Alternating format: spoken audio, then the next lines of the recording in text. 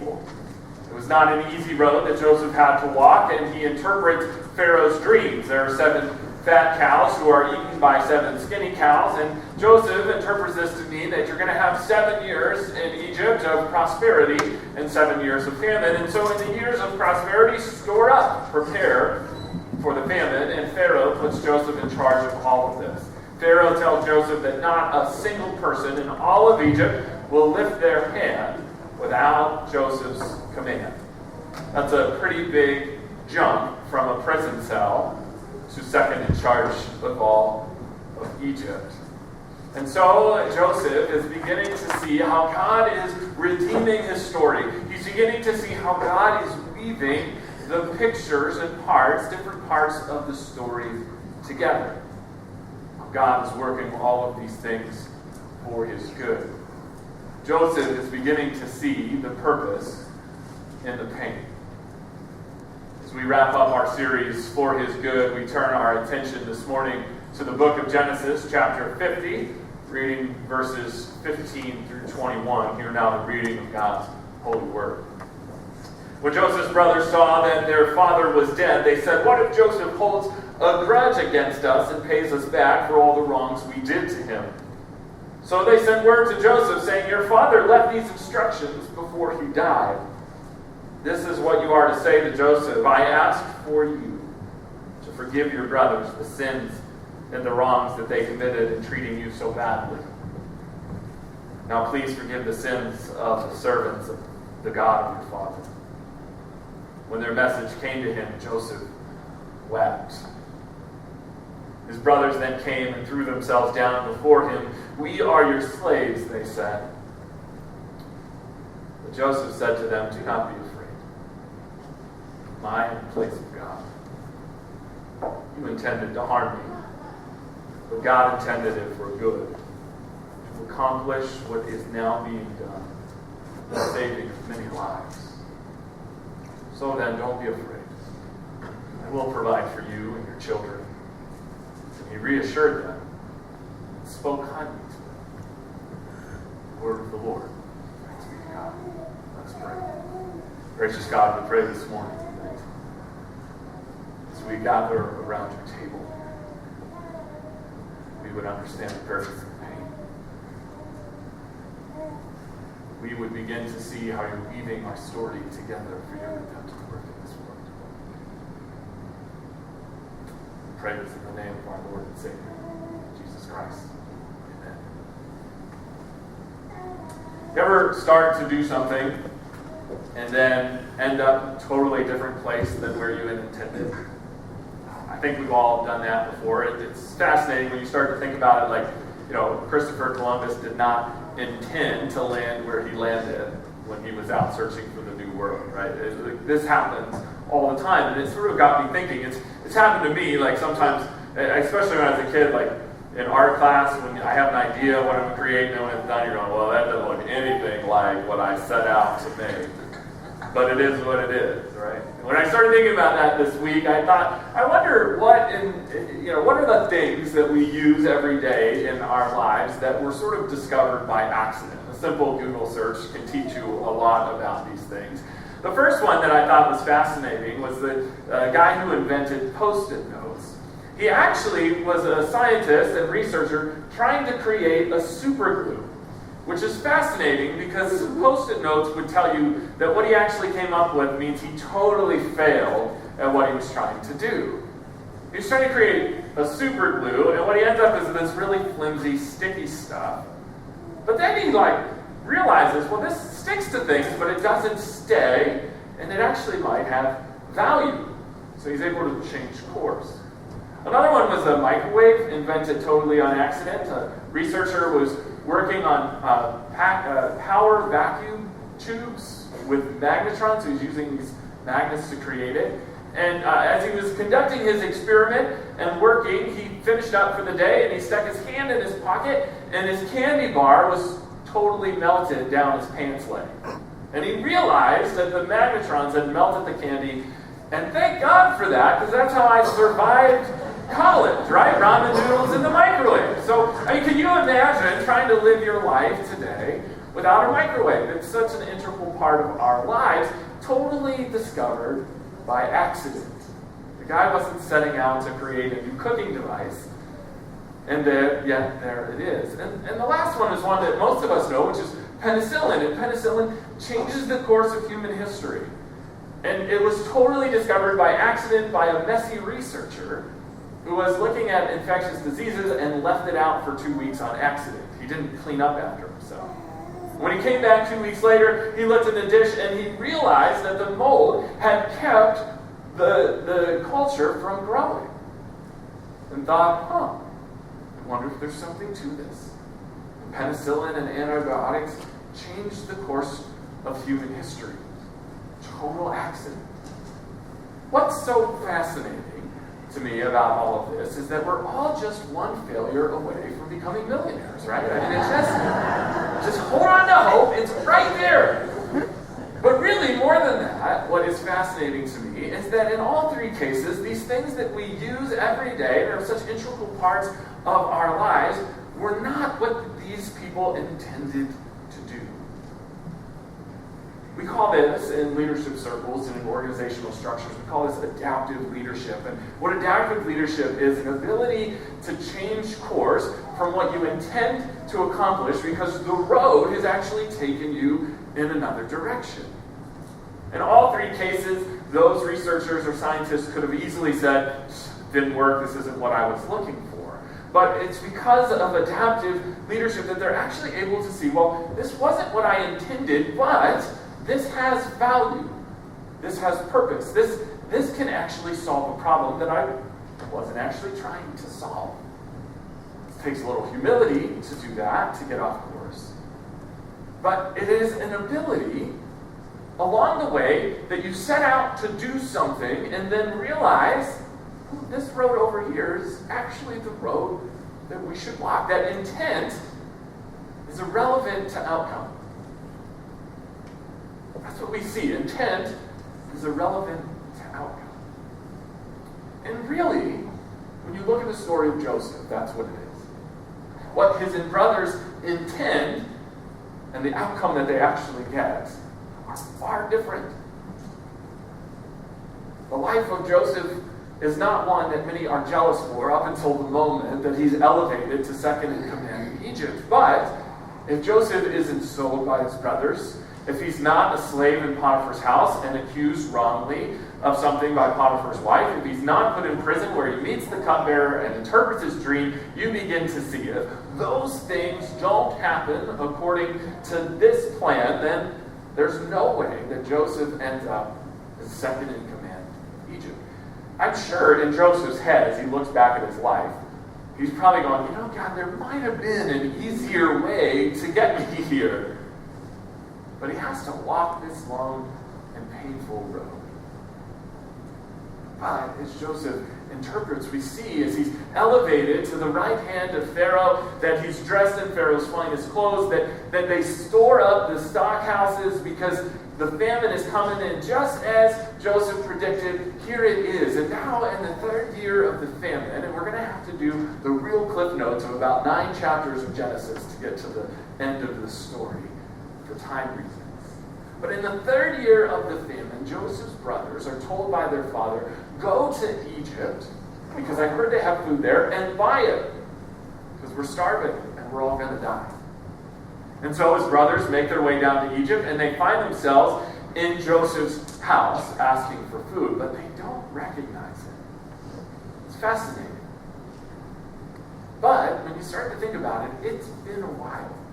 If you do the math, it's probably been at least 15 years. We're going to figure he's probably 3 years in Potiphar's house. This is a guess, 2 to 3 years. We know he's at least 3 years in jail. Could have been more. And then that's 6 years, and then 7 years of prosperity. Now we're in the third year of the famine, so that's 10. So it's at least 15 years since Joseph has seen his brothers, and it could be longer. And when they show up, Joseph looks like an Egyptian and not a Hebrew.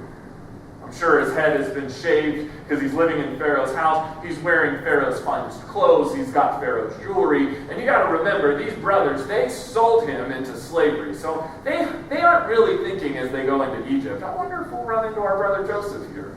Right? their mind, as far as they know, Joseph is gone. Joseph is dead. And they remember.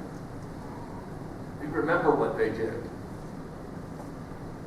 You see, they show up in Egypt without their brother Benjamin. And Joseph recognizes them immediately. And Joseph asks them, "Where's your younger brother?" So Jacob would not let Benjamin go, because Jacob can't bear to lose his other son, his younger. And so Joseph comes up with a plan. He gives them the grain, and then he tells them, "But I'm going to keep one of you here in prison. And I will see that you're good and honest men if you bring your brother Benjamin back to me." So the brothers make their way back to their father Jacob, tell them that their brother is in jail in Egypt, and the only way to get him out is to bring Benjamin to Joseph. Why does Joseph want to see Benjamin? Benjamin is his brother, his younger brother, his blood brother. They have the same mother. Joseph longs for his brother. Also, Benjamin wasn't one who sold him into slavery, so he probably wants to see the guy that didn't sell him down the river. So they come back to Egypt. They sit at Pharaoh's table. Joseph feeds them and fills up their sacks and then sends them away. But he does one last thing. He sneaks his silver cup into Benjamin's bag. And as they make their way back to the land of the Hebrews, Joseph sends his guards after his brothers to arrest them for stealing his cup. He makes them a deal. He says, if this cup is in your bag, then whoever has it will go to jail. And it happens to be Benjamin. And so the brothers, fascinating, because they so willingly sold Joseph down the road, say, you can put all of us in jail if you just let Benjamin go. We can't bear to see our father go through this again. They remember what they did. They carry the weight of their sin and shame with them. Joseph can bear it no longer. He breaks down in tears. He wails in front of his brothers, and he says, "It is me, your brother Joseph, the one you sold."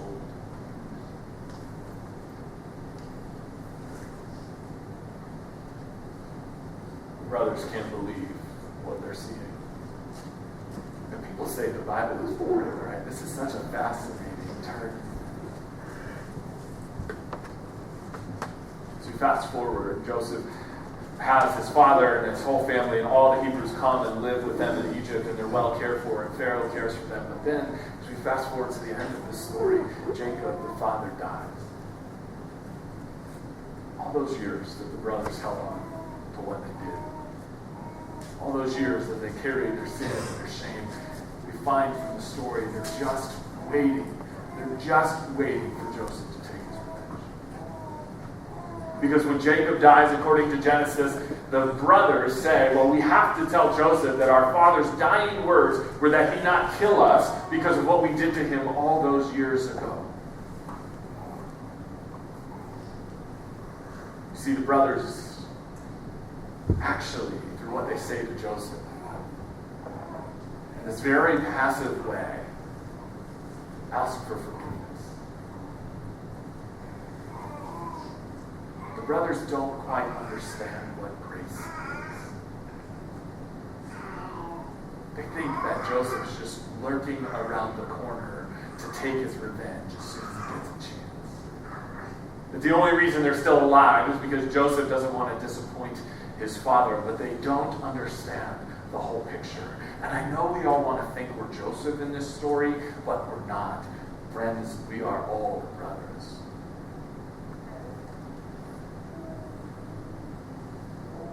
We too carry our sin and our shame with us around like a weight.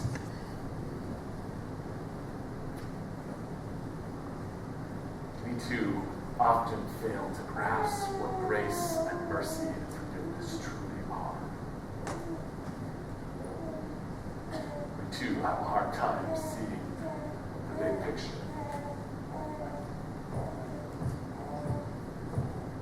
We often think that God's love for us is somehow dependent on our action, somehow dependent on how we live or on our righteousness, because we don't understand how radical the grace of God really is. We carry our sin and our shame. We often carry it in the back of our mind or deep down in our hearts, just waiting for the hammer to fall. See, that's not the story of grace. Brothers are forgiven, not because they deserve it, they certainly don't. No one would blame Joseph for taking his revenge. The brothers are forgiven because Joseph is good, and because Joseph understands the big picture. What does he say? When you intended for harm, God is using it for good. Intent, outcome are often irrelevant. You see, God's salvation for us comes not in our strength, which is generally what we rely on. God's salvation comes to us in our weakness. God makes his glory known through us to the world, not in the places that we're at our best, but generally at the places where we're at our worst. And that's the power of grace. And that's the power of forgiveness. N.T. Wright, in his book, For All God's Worth, actually writes this. On the cross, he dealt with our sins so that he could then work through us, so that we in turn might embody the saving faithfulness of God to all those whom we meet. All those who enter here. And the real mystery of that is that we do it not so much in our triumphs as in our tragedies, not in our strength, but in our weakness, not in our success, but in our failure. The mystery of faith that God makes his perfect power known in us, not in the places where we succeed, but in the places where we fall short. God's grace comes pouring out onto us, not in the places where we're righteous, but in the places where we are sinful. We begin to understand how he's weaving our story together. As brothers, we carry the sin and shame with us, just waiting. But that's not God's story. God's love and mercy and grace are not dependent on our action. It's dependent on his. That's the cross of Christ, right? And so our experiences are not that it teaches us all the time, because everything falls into place and to plan just as we hoped and just as we wanted. Our experiences from that don't actually tell us that God is good. It's faith that tells us God is good. Because we often find ourselves in the struggle of life. We find ourselves in the dark night of the soul. We find ourselves, like Joseph, in prison, unable to control the circumstances around us. The question becomes, is it our faith that teaches us that God is using all of these things for his good? Elizabeth Elliot is an author. She was an author. Her first husband was brutally murdered on the doorsteps of their home and in front of her very eyes.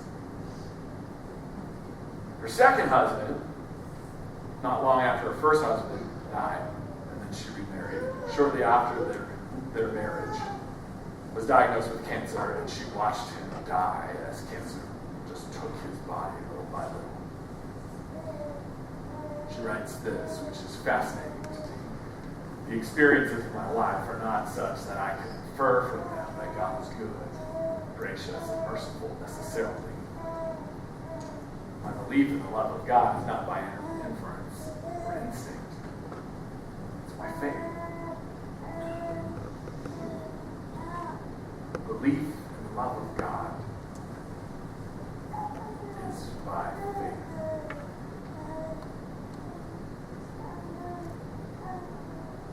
Joseph has a story like this. My guess is you have a story like this too.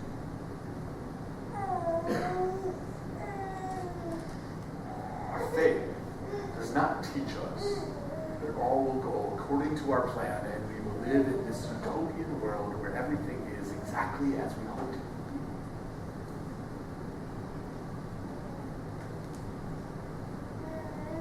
Our faith is not based on our experiences.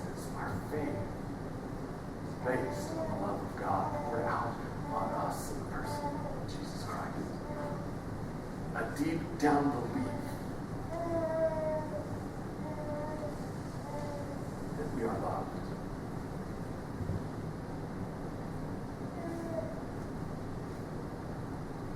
How do we live that out?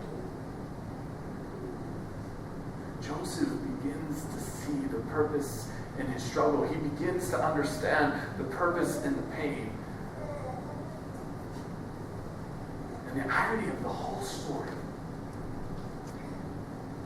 His brothers sold him into slavery to get rid of him.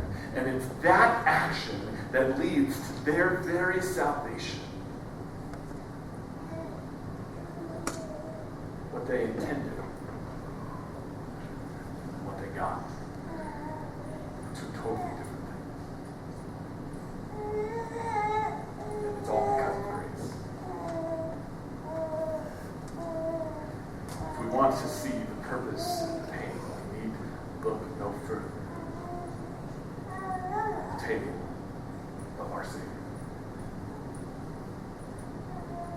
That what Rome intended for evil, for harm, what the religious leaders thought would harm Jesus is the very thing that God uses for the salvation of their very souls.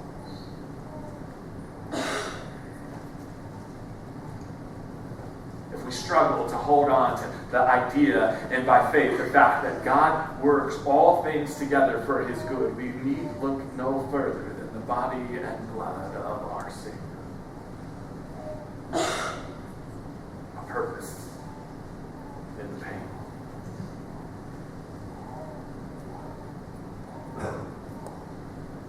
What Rome used as a symbol of oppression and of power and of shame,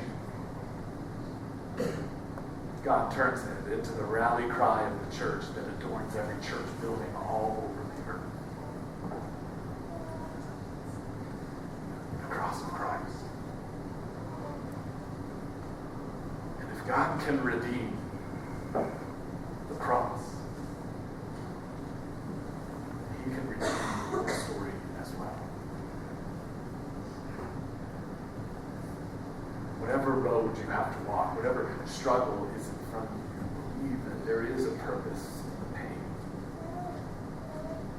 And that purpose is the glory of God, that he might be revealed in you, not in your triumph, but in your tragedy. Not in your strength, but in your weakness. Paul writes to a church in suffering, for we know that all things work good. Those who love him and are called according to his purpose. Here, in the body and blood of Christ, we are reminded that a purpose in the pain.